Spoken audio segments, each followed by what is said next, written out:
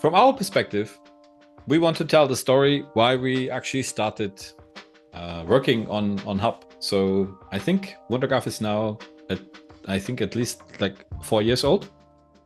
And something like, I don't know, 2-3 years ago, we started with Cosmo. So our open source schema registry, router, and everything else that we built around it. And is now used by many different companies, including, for example, eBay, SoundCloud, On the Beach, CareHealth, StockX, but so many others as well. And we give people a schema registry, we give them a router, and then you have, for example, customer success in regular schedules, talking to our customers, and over time you build an understanding of what are your customers doing, how they are behaving, what are the problems, what are the bottlenecks. And slow by slow, we kind of realized that a router and a schema registry is not really enough, because the big problem is coordination. So if you think about federation, when does federation make sense? Or when does it make more sense? It's typically when you have more people involved or more teams. That gives you benefits, because if you just have 3 people, they could also just build a monolith. So the more people, the more benefits. And at the same time, the more friction, because more people means more possible changes. And then you can have multiple teams that want to change the graph in some way, and they might be conflicting.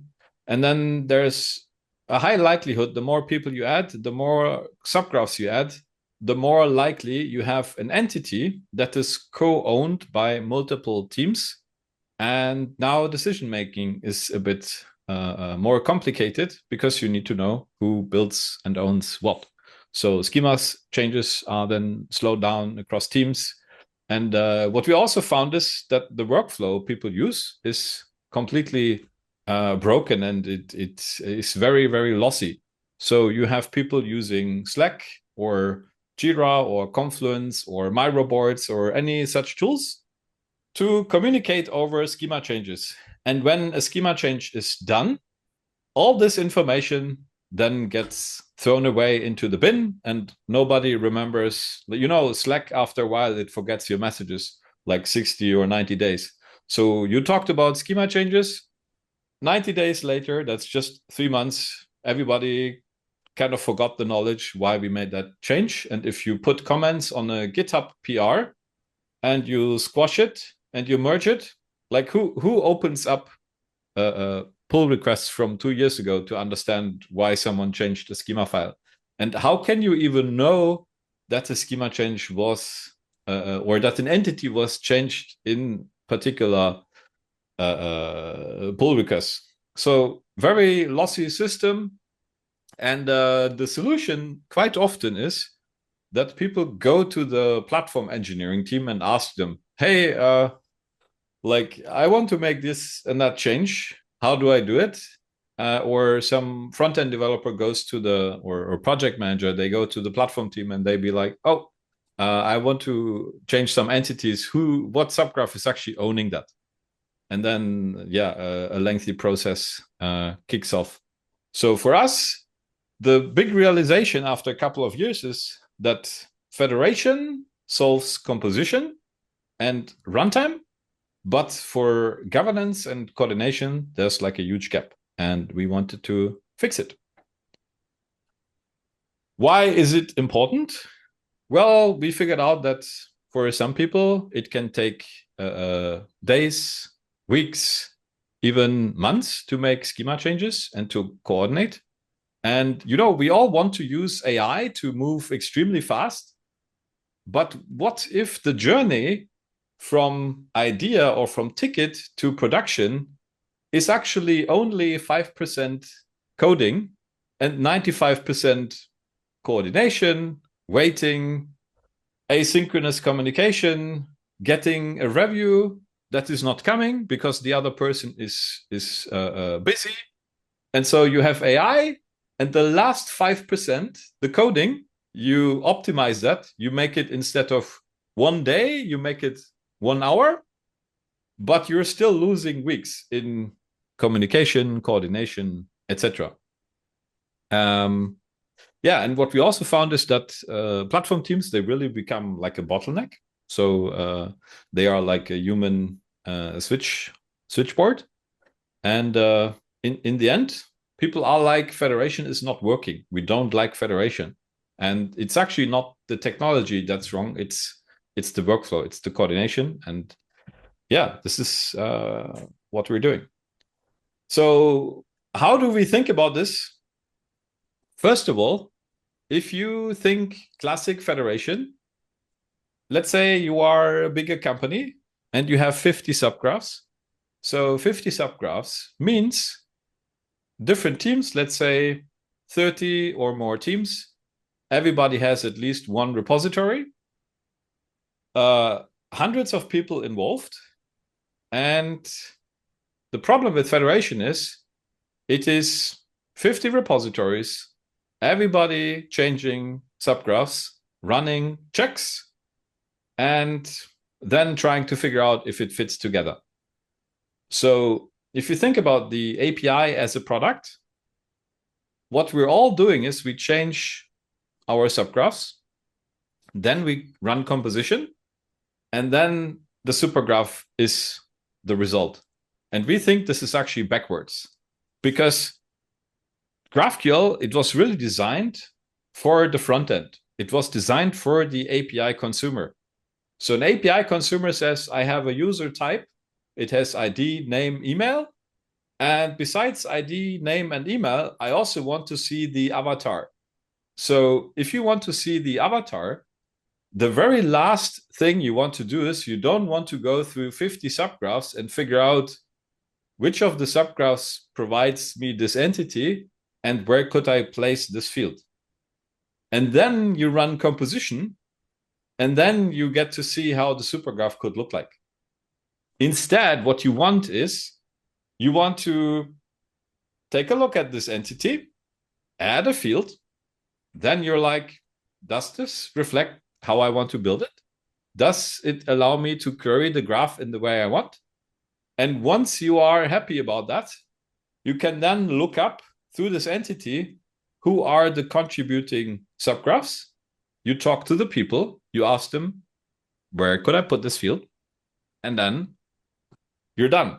So what you need for that is ideally the front-end guy or the product owner or someone who wants to work with the graph, they don't have to sift through 50 repositories or 50 schema files.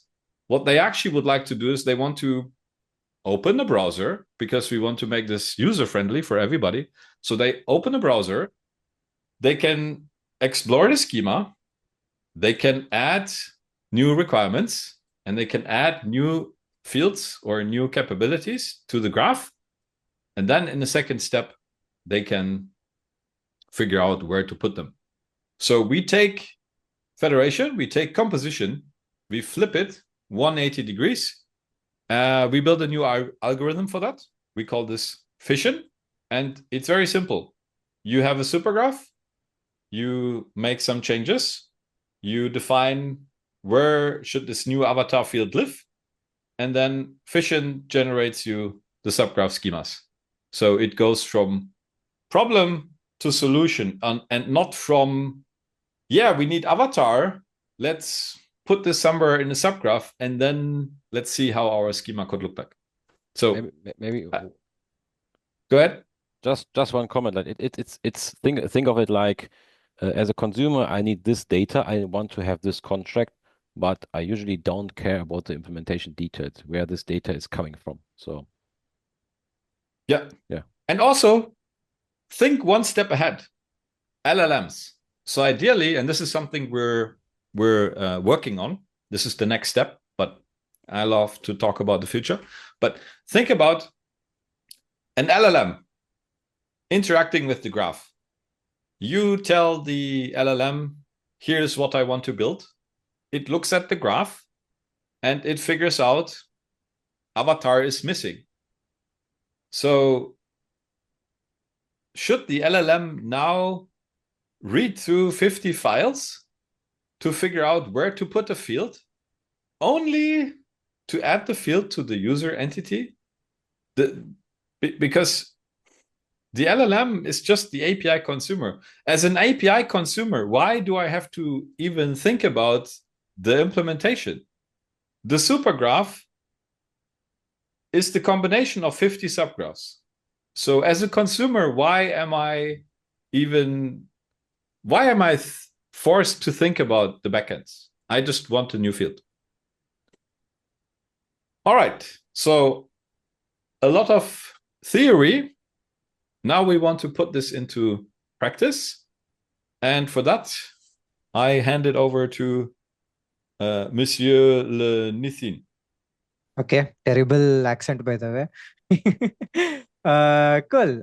So yeah, let's get into the demo. Let me share my screen. Is my screen visible? Can you see a bunch of graphs in Yensus.org? Yep. Okay, cool. So let's start off with creating a graph. So the moment we create a graph, it's going to present us with different ways, of how you can begin. So we have the schema registry. So in our case, we support Cosmo and Apollo and more to come in the future. And you can upload schema files. We don't use a registry already, and then you can later sync to Cosmo. Let me just rename the graph. So for this demo, I'm using a graph which I prepared already.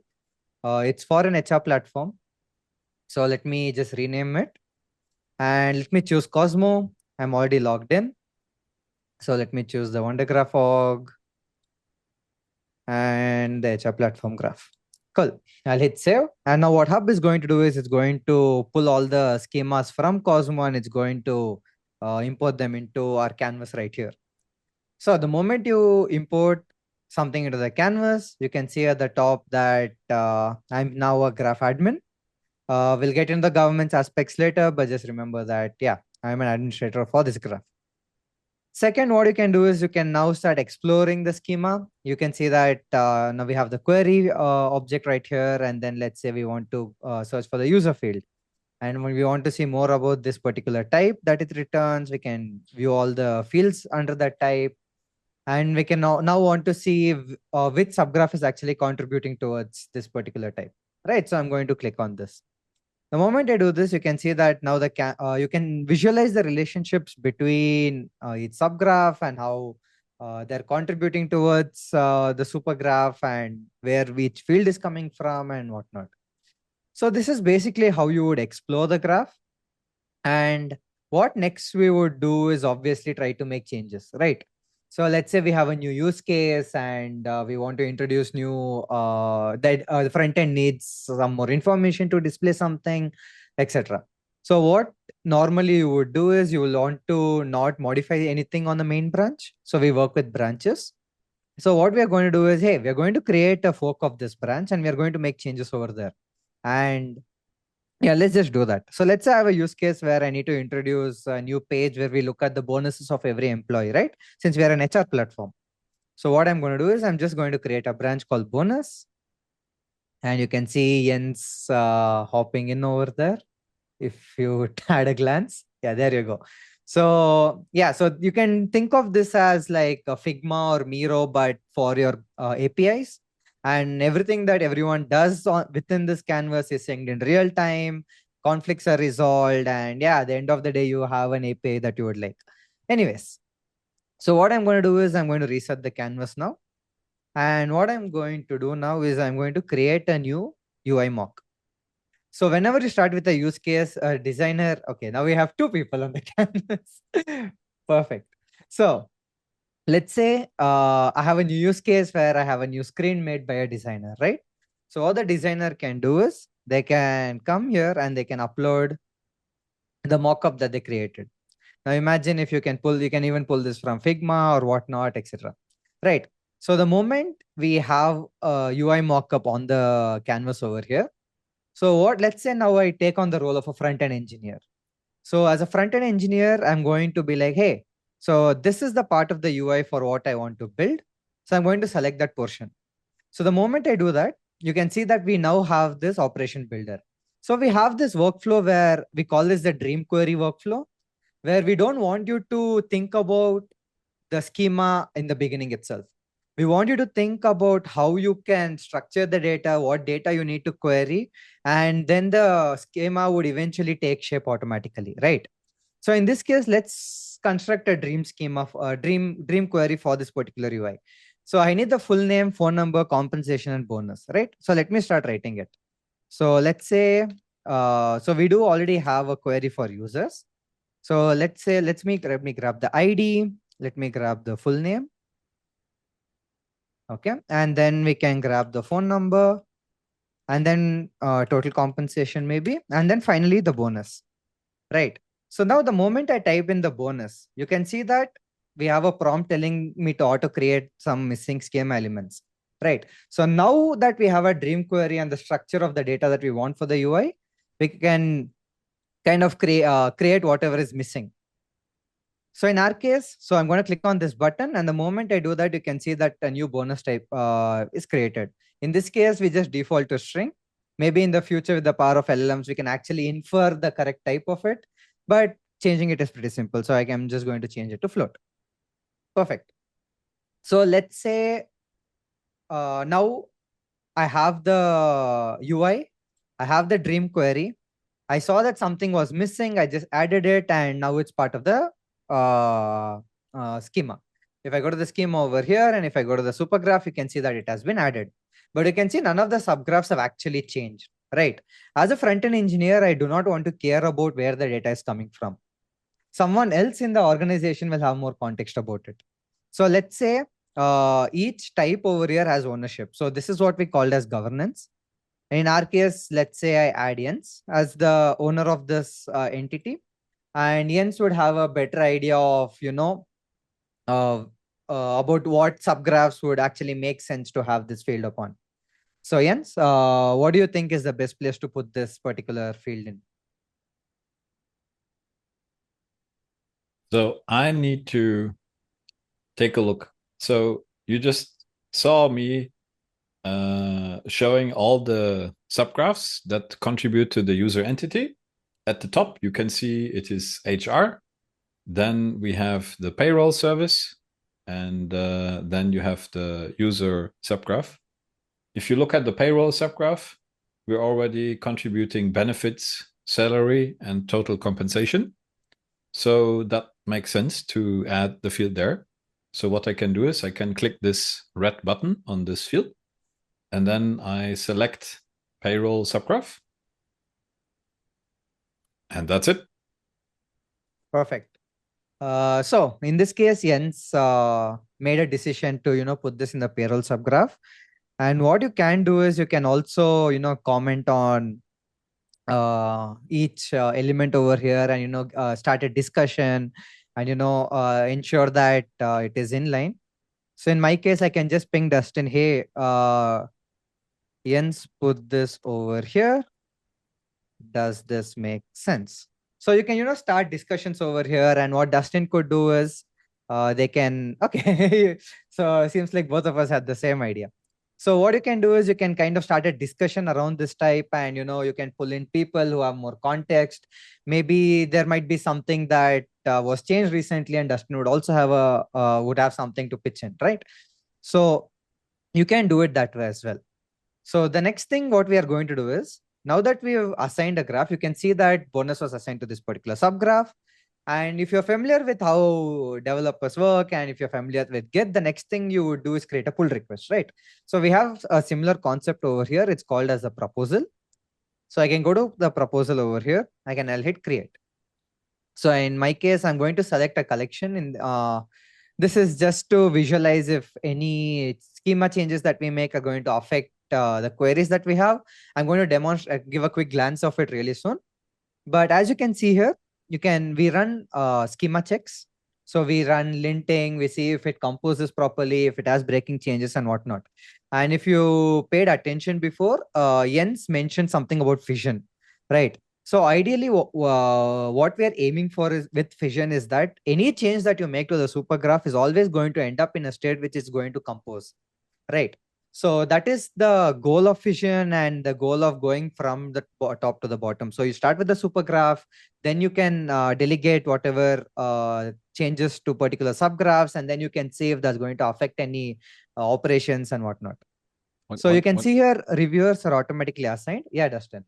Just one comment, like when you see like break-in changes, client traffic, composition, linked namespace, we have like Hub has a deep integration with the Cosmos platform itself, so it leveraged their functionality here to give you like an integrated experience of all your checks. So yeah, so if you're using Cosmo and you use Hub in parallel, there's an integration.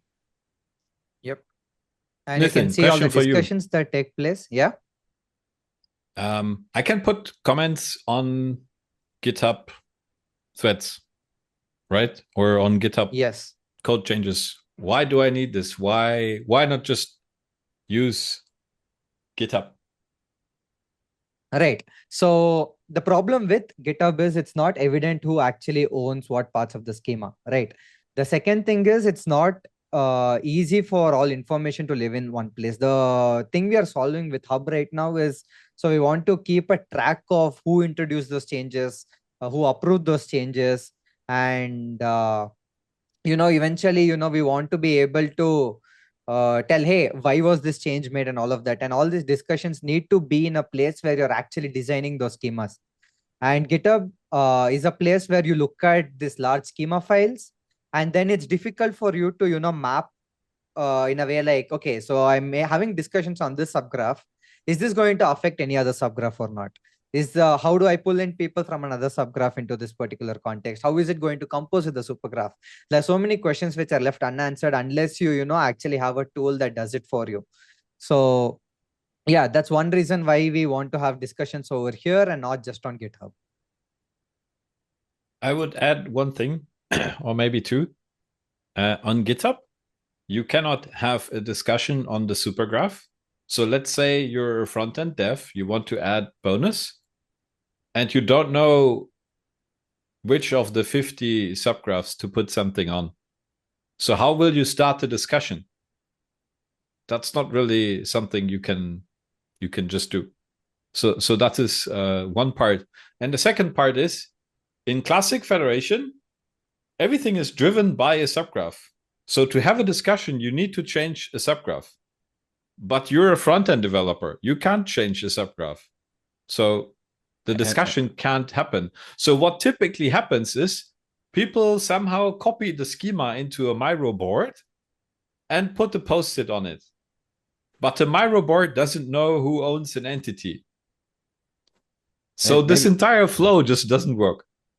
Maybe a third point is like we have people who use code first and schema first. So it would be pretty hard to comment or have two ways of collaborating on schema design. Code and Hub unifies that, provides the workflows to unify code first and schema first on one platform. Yeah, it's a very good point. We get asked this a lot. Can I use this with code first? Because like how will it work with a code first approach? And the answer is yes, you can use it with code first. And actually, it's very simple because you go to Hub, you design the schema around the use case you need, and then you get a diff of what needs to change in a subgraph. So now you can take this diff and turn it into an integration test where you assert that the subgraph that is code first, it needs to implement the bonus field. You can derive this test from going into Hub.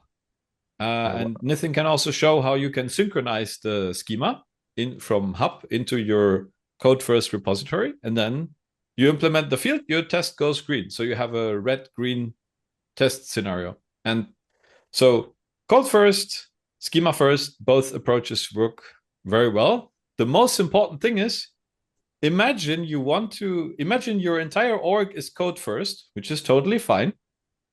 And a front-end developer comes and says, hey, I have some request. Can you change the schema?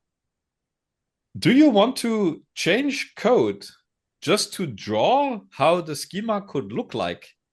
It would mean that you need to make code changes, run a compiler, to get a subgraph, then run composition to get a supergraph, and then you could show to the front-end developer how the schema would look like. Or you just go to Hub and they write a query, and then they say, hey, here's the query I want. Can you make it work? And you say yes. That's it. Justin, you want to pitch in? I mean, I didn't raise my hand, but I can something add on top of that. Like, and very soon you will be able to mock the golden query approach. So that means even in that case, the Subgraph team would no longer be responsible of implementing something to unblock the front-end developer. So define your golden query, derive your requirements, put that into a certain subgraph or create a new subgraph. Then we will able to mock this and unblock the consumer side immediately without any cross-team collaboration or so. Yeah, so experiments can start very early in the process. Yeah. Yep. Just imagine, Cool. and we know this from so many customers. You have, let's say you have 50 or more subgraphs, big environment. You have a staging environment. Now someone wants to add 3 fields and test something. You don't want to spin up 50 subgraphs plus a mock just to have a realistic staging environment with these 3 fields. Ideally, you could just go to the canvas, you add 3 fields, and then we could create a feature flag. This is one of the building blocks in the Cosmos stack.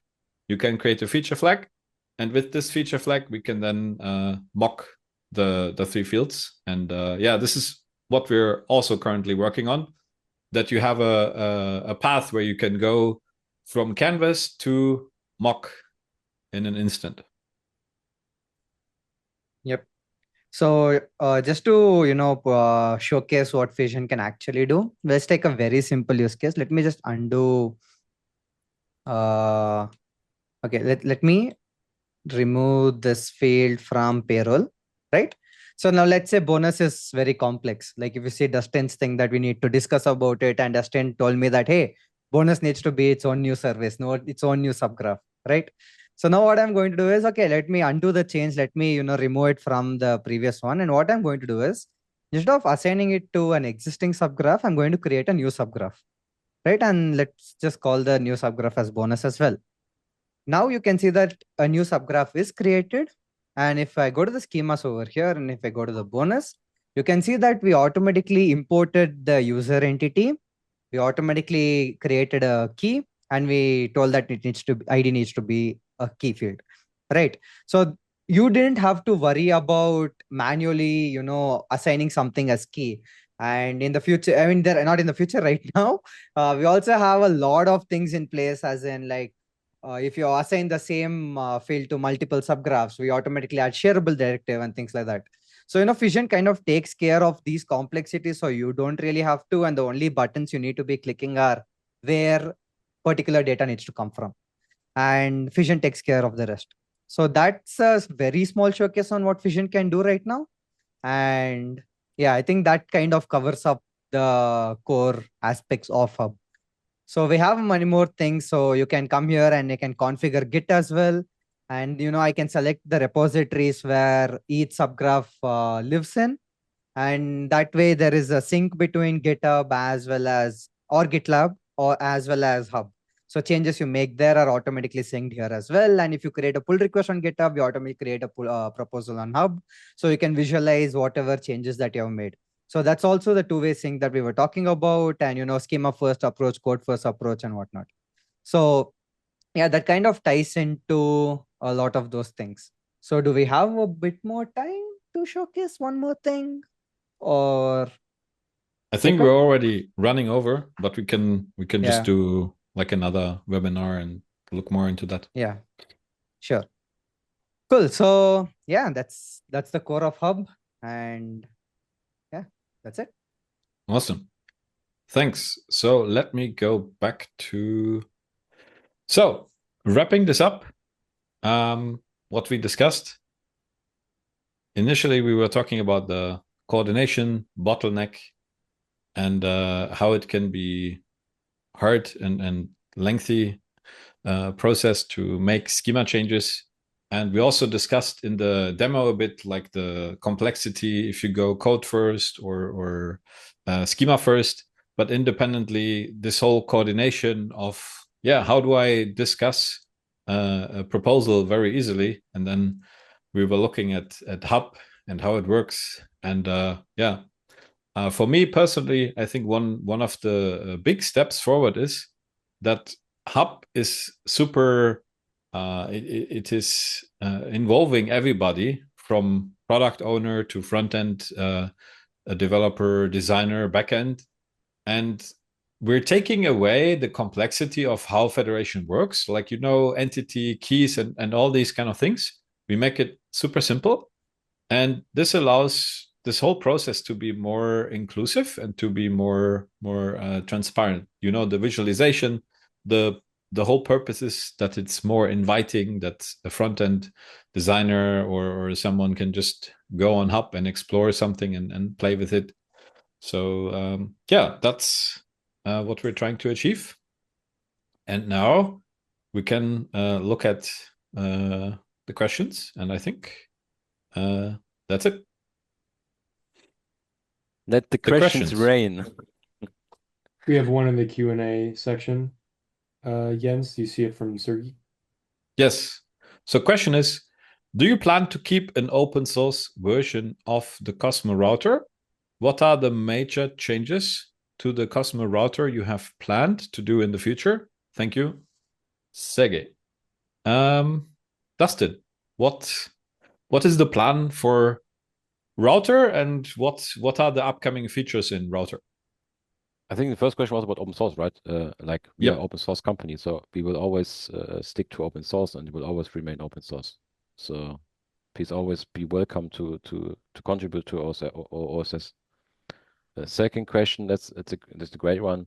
We are currently focusing on several advanced capabilities like entity caching, which is mainly driven by Jens himself. We will build what we call entity intelligence, which allows you to understand how to configure entity caching on your federated graph to get the most out of it, to reduce traffic on your infrastructure, which will save cost at the end. We are currently working on improving the support for our Cosmo Connect solution, where we strive for 100% federation compatibility. Like if you don't know Cosmo Connect yet, it's like an easy way to integrate any API of any type into the federated graph without adopting subgraph frameworks. So you can essentially really focus on your business logic, write a Connect plugin. You can run it standalone as a separate pod if you want, or you can also let the router spawn those plugins itself. That's up to you. But in the nutshell, it's a very easy way to bridge any services into your graph and to make it part of the federated graph.